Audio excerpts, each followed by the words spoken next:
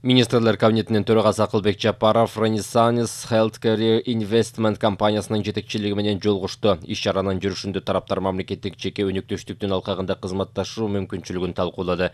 Министрлер кабинетинин башчысы белгилегендей, бүгүнкү күндө мамлекеттик жеке өнөктөштүк механизми актуалдуу бойдон калууда жана республикада анын өнүгүшүнө дем берүү максатында тиешелүү мыйзамдын жаңы редакциясы кабыл алынган.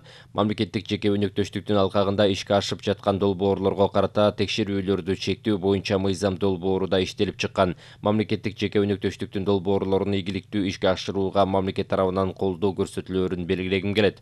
Бүгүнкү күндө биздин артыкчылыктуу багыттарыбыздын бири ак ниет бизнестин жана чет элдик инвесторлордун демилгелерин жана долбоорлорун колдоо деп белгиледи министрлер кабинетинин төрагасы. Тараптар мамлекеттик жеке өнөктөштүк алкагында ишке ашырууга мүмкүн болгон долбоорлордун бири катары көп тармактуу оорукананын курулушу маселесин талкуулашты. Жолугушуунун жыйынтыгында өз ара түшүнүшүү жана кызматташуу тууралуу меморандумга кол коюшту.